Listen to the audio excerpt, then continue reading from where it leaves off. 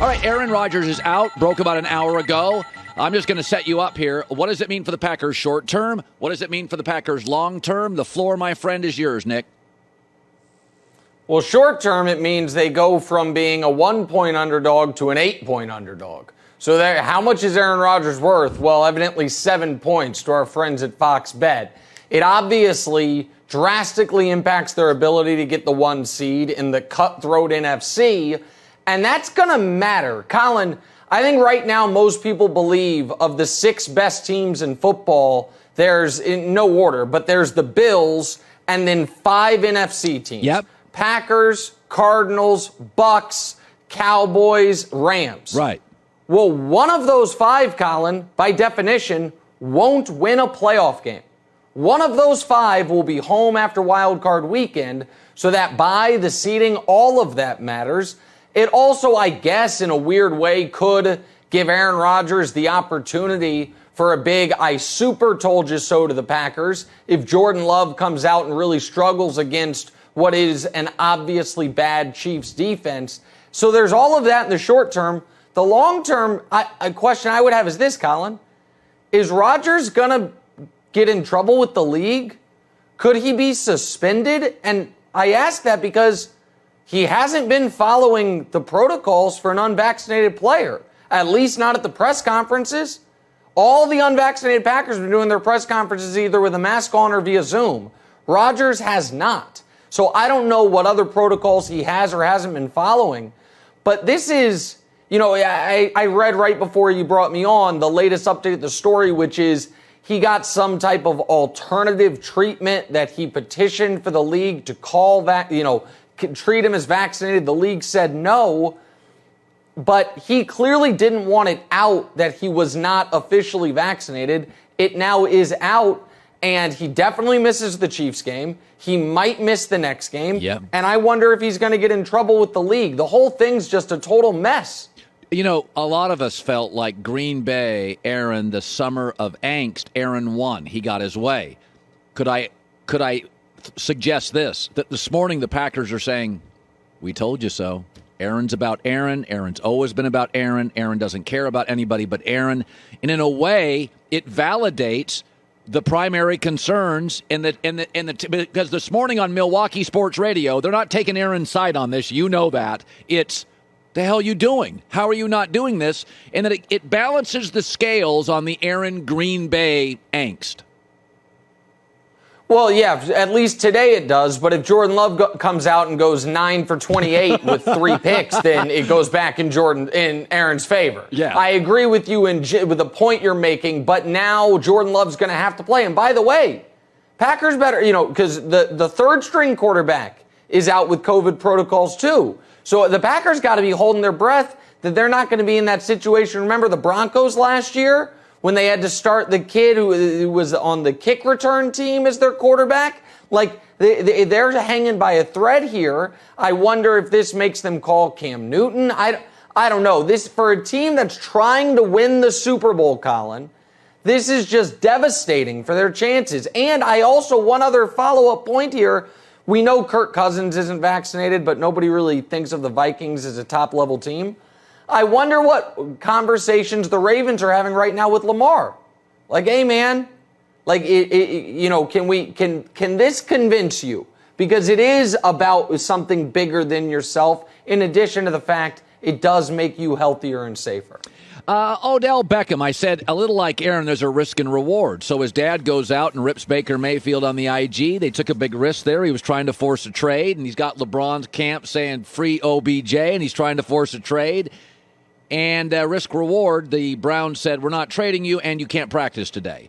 How do you feel this morning about Odell and his tactics? So, a couple things. I don't know if the tactics are great, and while we don't know for certain that Odell was behind the tweet or the IG post, it would be very odd for his dad and LeBron to do this totally without his consent. Now, and one could say that IG video is propaganda. But Colin, have you watched it? Because if it's propaganda, I got to tell you, it's pretty persuasive propaganda.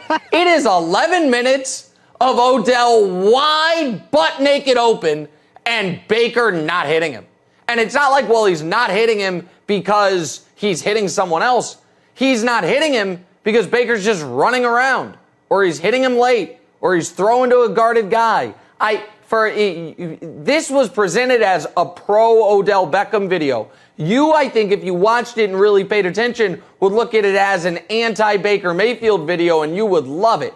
So I do think the video did show, okay, maybe Odell's got a decent amount left in the tank. Yeah. And here's the problem for the Browns.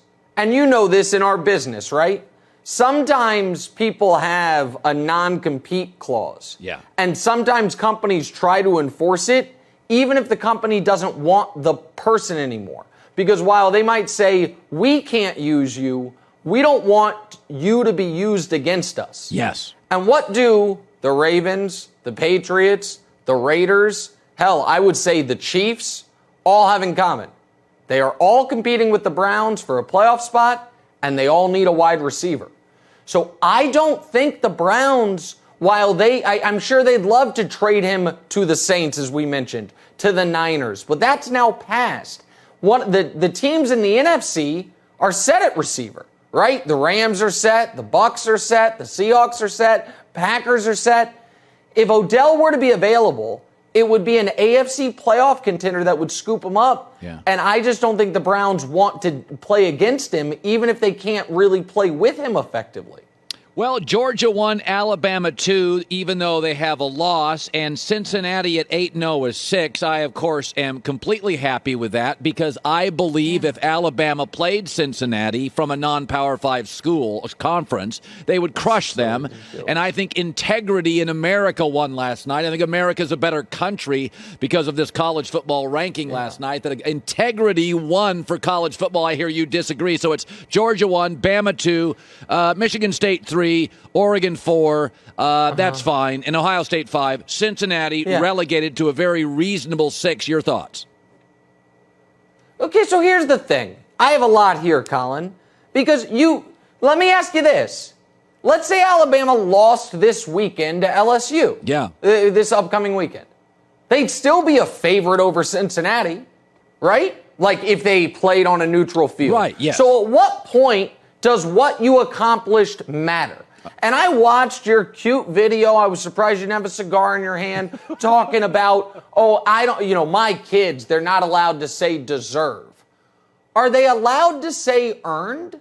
Yes. What if it's not Cincinnati deserves this, it's they have earned it. Oh. And if we are just going to say that it's what teams would be based in the Vegas odds maker's mind's eye, that's fine, but that's not supposed to be the system, right? It's supposed to be about that if you earn your way in. Yeah. And I feel like the Colin Cowherds of the world, which evidently there's a lot of you in the committee room, are just saying Cincinnati's ineligible. Well, then say they're ineligible. Well, no. So you asked me a question early in this rant. You said, so what is the line that Alabama is no longer ahead of Cincinnati? And the line is 2 losses.